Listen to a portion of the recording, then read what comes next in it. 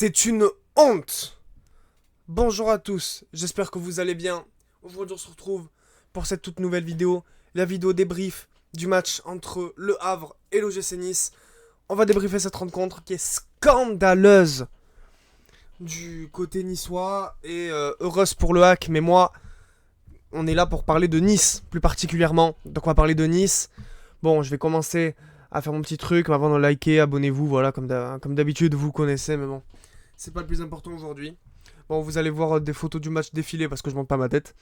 Et on est parti pour débriefer ce match catastrophique du côté niçois. Je vais essayer de monter petit à petit. On a une entame de match dégueulasse. On se prend un but de merde. Le défenseur n'y est pas, c'est Opong. Opong, il a eu des qualités dans ce match, notamment d'avoir marqué un but. Mais là, c'est son défenseur, c'est à lui, il le voit pas. Et on se prend un but de merde dès le début. Donc ça, déjà, ça part très très mal. Ensuite, moi, je veux bien que le climat du club est actuellement difficile. Qu'on vient de perdre Badreddine Bouanani, qui est parti à Stuttgart pour 20 millions. Qu'on a appris que le club était mis en vente pour 250 millions et que pour le moment il n'y avait pas de repreneur. Qu'on a perdu quasiment, déjà, j'ai envie de dire presque notre 11 et les joueurs qui ont fait que on est allé loin la saison dernière. Mais c'est pas une raison. Les joueurs là, ils étaient mous, ils n'avaient pas envie et ça se voyait. Ça reste le Havre, une équipe qui joue le maintien en Ligue 1 et qui fait l'ascenseur Ligue 1, Ligue 2. Et on se prend 3-1, sans déconner quoi. Là en plus, le deuxième but du Havre, c'est des dégagements ratés. Les défenseurs, ils ont raté leur match, les trois. Tu vois, c'est là que tu te dis, bordel, quand il n'y a pas Dante, pour gérer tout ça, pour gérer ces jeunes un petit peu, parce que bon, on le rappelle, malgré tout, il y a Djoumaba, 19 ans. Mendy, 21 ans ou 22 ans. Opong, 21 ans. Ils n'ont pas d'expérience. Il faut un défenseur qui a de l'expérience, qui puisse contrôler un petit peu, les guider, les amener à progresser plus tard. Et c'est le rôle de Dante. Sauf que Dante, il devait être là. Mais le problème, c'est qu'il a eu une alerte à l'entraînement. Donc le problème, il a pas pu être là. Petite blessure encore. En même temps, il a 42 ans. Mais voilà. Après, qu'est-ce que vous voulez que je vous dise? On va essayer de chercher un petit peu des points positifs, malgré tout, de ce match. Mais moi, j'ai pas envie. T'as pas envie de suivre ce club que t'aimes, que t'as envie de le voir réussir, il a du potentiel, ça marche pas, ça va pas. Vous voyez, ça peut pas aller, quoi. J'ai pas les mots de débriefer ce match, quoi. C'est nul. Voilà, j'ai pas d'autres mots, les joueurs, ils ont pas envie. Franchement, j'ai essayé de dégager un petit peu de points positifs, bien sûr. Opong, malgré que il a fait des erreurs, en défense, ça a été très compliqué, le premier but, c'est de sa faute, machin. Par contre, point positif que j'aime avec lui, c'est qu'il prend des risques en attaque. Il va attaquer, il va dribbler, il va provoquer la défense. Et oui, on l'a vu 2 fois. 2 fois il a fait ça, il a dribblé un petit peu, ça marche bien. Et c'est lui qui marque le but. Donc, il y a quand même, tu vois, tu dis que lui, il y a du potentiel, que ça peut être bien pour la suite. Mais là, ça va pas. On est 12ème du championnat. On a 3 points en 3 journées. Pareil que le Havre. En fait.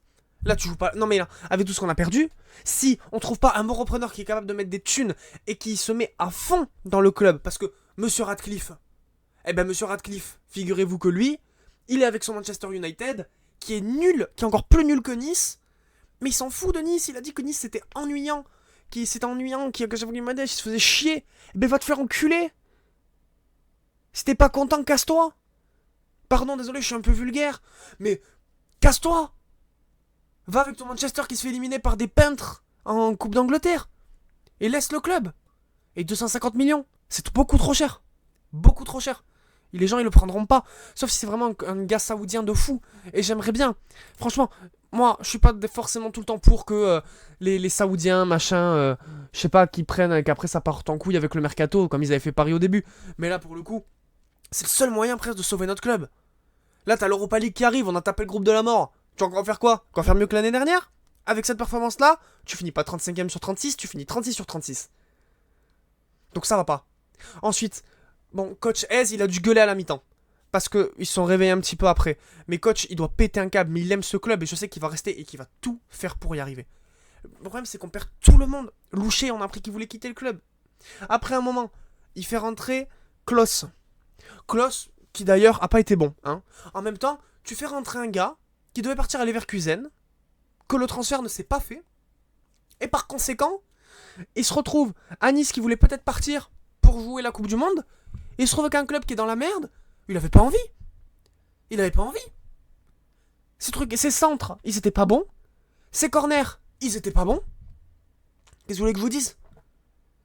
Après, qu'est-ce que je fais? Oui, à la fin, quand on se prend le dernier but parce que Diouf il est monté, machin. C'est quoi ce... Putain, il fait un centre, elle part mal, elle parle sur le goal. À chaque fois, ils ont tiré sur le gardien. À chaque fois. Et on a des joueurs qui sont tendus.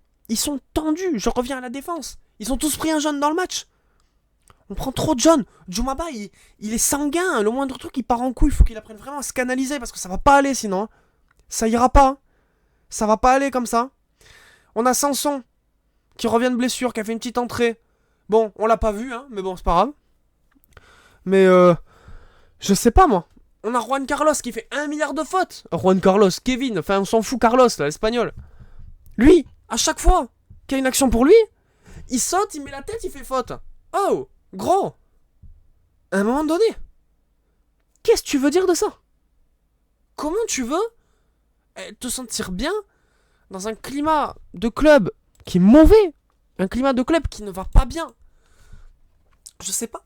Je sais pas. Même, voilà, je vais vous ressortir la citation que Bard, notre capitaine du jour, a dit à la mi-temps.